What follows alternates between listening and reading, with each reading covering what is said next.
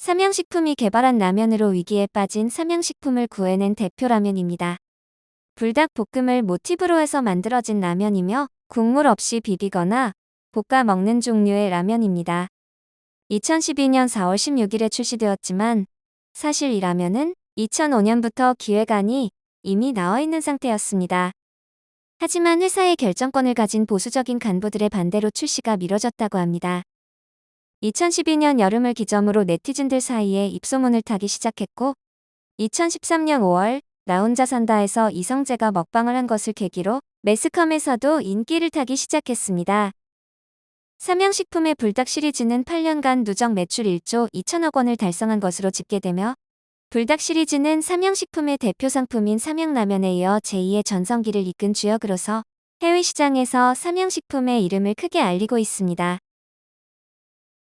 1982년 11월 17일에 출시된 라면으로 우리 입맛에 어울리는 얼큰한 육개장 맛이라고 농심 홈페이지에 소개되어 있으나 실제 육개장 맛과는 전혀 다르다고 합니다. 출시 이후 39년째 부동의 판매량 1위를 차지하고 있는 국민 컵라면입니다. 과거 플라스틱 재질의 컵라면 용기에서 환경 호르몬이 용출된다는 이슈로 컵라면 판매량이 급감했던 사건으로 대부분의 컵라면이 종이컵 재질로 바뀌었음에도 육개장은 여전히 플라스틱 용기를 사용하고 있습니다. 출시부터 현재까지 변치 않는 용기 디자인과 맛으로 컵라면계의 본좌 자리를 유지하고 있습니다. 1982년 기존 사발면에서 한국인의 입맛에 어울리는 얼큰한 맛을 가미한 육개장 사발면이 추가 바리에이션으로 출시되었는데 이것이 시장에서 매우 히트를 치면서 기존 농심 사발면을 밀어내고 주력 제품으로 자리 잡게 되었습니다. 1984년에 출시되어 한국 야쿠르트에서 만들다가 2012년부터는 계열사로 물적 분할된 팔도에서 만들고 있습니다. 출시 초기에는 여름 한정 제품으로 판매하였으나 1990년대 중반 이후부터는 사계절 내내 판매하고 있습니다. 한국의 비빔라면 시장에서 가장 높은 점유율을 기록하고 있는 국민 비빔면입니다. 2003년 3월부터 컵라면 형태의 제품도 출시되고 있지만 냉각이 안 되기 때문에 뜨거운 면에 소스를 부어 먹는 방식입니다. 방탄소년단 멤버들이 아주 좋아하는데 RM은 1.5배 크기로 내주면 좋겠다는 취지의 발언을 한 적이 있습니다. 이에 팔도 측에서 1.5배는 공정상 불가능하지만 1.2배로 늘리겠다고 화답했다고 합니다. 2017년 봄에 팔도 비빔장이 출시된다는 소식과 함께 관련 자료가 인터넷에 떠돌아다녔는데 기사 날짜를 보면 알다시피 만우절 장난이었습니다.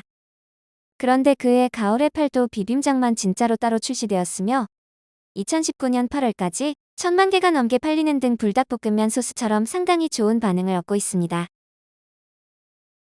1984년 3월 19일부터 농심에서 판매하는 국민 인스턴트 짜장라면입니다. 짜파게티 이전에도 농심은 짜장면을 짜장라면으로 인스턴트화하는 데에 노력했습니다. 1970년 2월 롯데짜장면을 출시하면서 처음으로 짜장면 인스턴트화에 성공했고 그 이후로도 1978년 삼선짜장면, 1983년 농심짜장면에 이어 1984년 3월 짜파게티가 나왔습니다. 1996년부터 별첨 유성스프에 올리브유를 첨가해 이미지를 고급화시켰으나 그렇게 중요한 역할을 하지는 못했습니다. 또한 1990년대 중반에 액상스프와 액상 짜파게티가 잠시 나온 적이 있으나 반응이 별로였는지 금세 단종되었습니다. 이미지와는 다르게 국물이 있는 일반적인 인스턴트 라면에 비해서는 염분량이 적은 편이라고 합니다.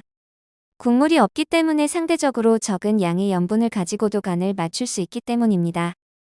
짜파게티에 들어있는 고기는 대체육이라서 채식주의자도 안심하고 먹을 수 있습니다. 오뚜기에서 1988년 3월에 출시한 라면으로 입지가 매우 탄탄한 국민 라면 중 하나이자 오뚜기를 대표하는 라면입니다. 출시 후 지금까지 6번 개편되었는데 제품의 종류는 처음 나왔을 때부터 변함없이 매운맛과 순한맛 두 종류입니다. 과거엔 삼양라면은 물론이고 농심의 오징어 짬뽕이나 너구리 등에게도 판매량이 크게 뒤지던 라면이었습니다. 과격한 덤핑을 바탕으로 한 저렴한 가격과 2013년에 맛을 리뉴얼한 이후로 평가와 인식이 서서히 좋아졌습니다. 이후 가뚜기라는 유행어를 낳으며 네티즌들 사이에서 오뚜기가 띄워지기 시작하며 이미지 개선 효과를 보았습니다. 통계를 살펴보면 2010년대 전체를 통틀어 보아도 진라면의 매출은 신라면 근처에도 가본 적이 없습니다. 마트, 백화점, 편의점 가릴 것 없이 신라면이 우세를 보이며 소매점 매출 역시 신라면의 절반을 약간 넘는 수준입니다. 사실상 덤핑을 통해 1위에 근접한 판매량을 만들어내는 상황입니다. 진라면이 가진 이미지는 신라면과 라이벌 구도를 형성하여 2위 프레임을 씌우는 판매 전략이라고 볼 수 있습니다.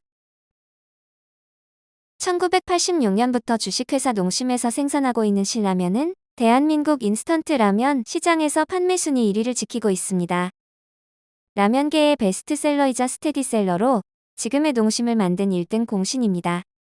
또한 현재 한국인들에게 라면이라고 하면 항상 떠오르는 가장 유명한 국민 라면이기도 합니다. 신라면은 매울, 신자의 맵다는 뜻과 농심, 신춘호 회장의 성을 동시에 의미하는 중의적인 글자입니다. 이 제품이 나올 당시에만 해도 라면은 매우면 안 된다는 일종의 고정관념이 있었기 때문에 대세를 노리고 만든 라면은 아니고 일종의 틈새 시장 공략이었다고 합니다. 원래 인스턴트 라면은 일본 이신 식품의 치킨 라면이 원조이고 국내 최초 라면인 삼양라면은 일본의 기술 전수로 만들어져서 담백한 닭고기 맛을 내세우고 있었습니다. 1986년 서울 아시안게임을 개최하면서 6.25 전쟁으로 폐허가 된 대한민국이 30년 만에 아시안 게임과 올림픽을 개최할 정도로 빠르게 발전하였다는 것을 선전하기 위해서 외국인들에게 한국인의 매운맛을 보여주자라는 홍보 문구를 내걸었고 한식에서도 매운맛이 강조되기 시작한 시점이어서 이러한 매운맛 열풍에 힘입어 신라면은 엄청난 히트를 쳐서 시장 점유율 1위를 차지하였습니다. 이후 라면은 매우면 안 된다는 고정관념이 완전히 사라지고 라면은 얼큰해야 제맛이라는 인식으로 바뀌었으며 결국 다른 라면들도 덩달아 매워지게 되는 파급 효과까지 낳게 되었습니다.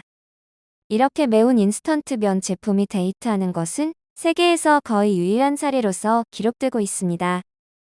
농심 발표에 의하면 매일 300만 개, 한 달로 환산하면 약 9천만 개가 팔려나간다고 합니다. 지금까지 시청해주셔서 감사합니다. 이상 잡다구리였습니다.